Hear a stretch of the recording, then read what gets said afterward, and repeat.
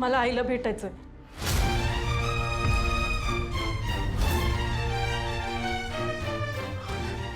म्हणजे तुला सगळं मी डॅडींचं बोलणं ऐकलं आणि मला हे पण माहिती आहे की आई डोंगरावरच्या देवीचं व्रत करणार। आत्या आत्या मला तिला भेटायची खूप इच्छा आहे। तेजू, अगं तू जे मागतेस ते मी तुला नाही देऊ शकत। आत्या तुला माझ्यासाठी हे करावंच लागेल। किती वर्ष झाले मी आईला बघितलं नाही। ती अजूनही तशीच दिसत असेल का? तिच्या मिठीत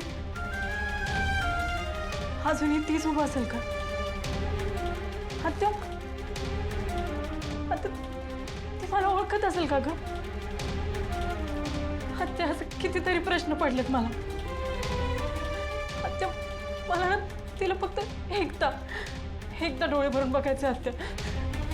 मला सगळं कळतंय ग, पण मी तरी काय करू? मालकाने मला सक्त ताकीद दिली आहे, तुला तिला भेटू द्यायचं नाही, तुला घराच्या बाहेर बी जाऊ द्यायचं नाही। त्यांचा शब्द मी कसा मोडू सांग? तुला त्यांचा राग माहित आहे ना?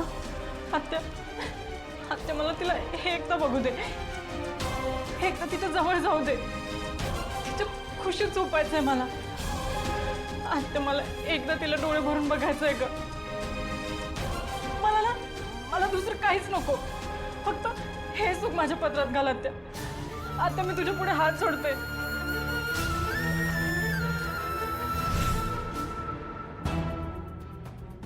उगाच आम्ही त्याला कशाला त्रास देऊ?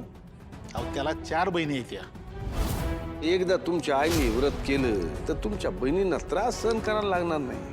2 बहिणींचे लग्न व्हायचे तर अजून विसरू नका।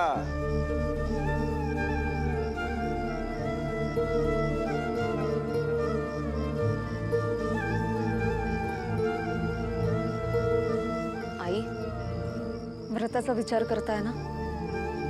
ऐका हो माझं, फार कठीण व्रत आहे ते।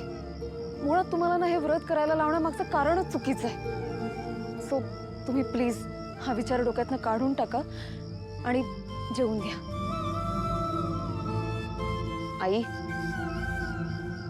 जेवताय ना? तुळजा, मला एक प्रश्न पडला। सूर्याला 3च बहिणी आहेत, मग सरपंच सूर्याला 4 बहिणी आहेत असं का म्हणाला?